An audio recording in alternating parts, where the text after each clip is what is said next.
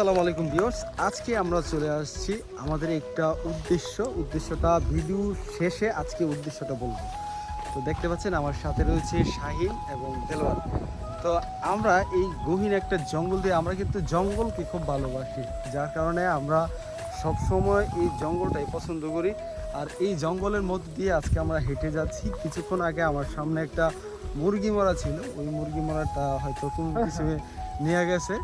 তো আমরা সামনে যাচ্ছি আর আমাদের পাশে দেখতে পাচ্ছেন এই যে না না এটা পানামার জঙ্গল না, অ্যামাজনের সাইড আমরা সবসময় পছন্দ করি। তা আমি একটু সামনের ভিউটা আপনাদেরকে দেখাবো।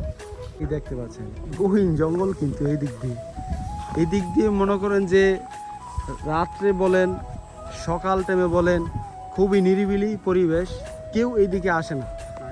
কারণটা কি?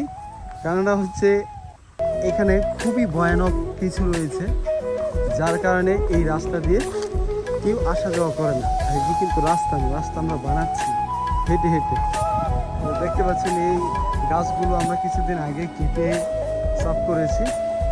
এই হচ্ছে পরিবেশটা দেখতে পাচ্ছেন খুবই চমৎকার। সামনে কিন্তু জঙ্গিল্লা কলা গাছ, আর এই জঙ্গিল্লা কলা গাছের মধ্যে আপনি যদি এই কলা খান তাহলে কিন্তু আপনি মানে ওই একটা নেশাগ্রস্ত হয়ে যায়। আপনার দেখেছি নেপালের পাহাড়ে এমন একটা মধু সংগ্রহ চাষ করা হয়, আর ওই মধুটা খেলে আপনি 1 ফোঁটা বা 2 ফোঁটা খেলে আপনি অচেতন হয়ে থাকবেন, ঠিক আছে? এটা এমন একটা নেশা। আর এইখানে যে কলা গাছটা রয়েছে, এই কলা গাছের কলা খেলেও কিন্তু আপনার এইরকমই একটা নেশাগ্রস্ত হয়ে যাবে। আর এই যে আমার পাশে যে বাথরুমটা দেখতে পাচ্ছেন, এই বাথরুমটা হচ্ছে প্রায় যুদ্ধের আগের বাথরুম, ঠিক আছে? এটা হচ্ছে যুদ্ধের আগে বাথরুম। এই যুদ্ধের আগের বাথরুমে এখনো মানুষের টয়লেট করে, কিন্তু এখানে একটা রহস্যময় একটা কোনো কিছু আছে এইটার সম্পর্কে। এই রহস্যময় যে এই বাথরুমটার বিষয়ে শাইনি কিছু বলবে। না, এটা বলার কি আছে? এটা অনেক আগের বাথরুম, ঠিক আছে? আমরার জন্মের অনেক আগের বাথরুম।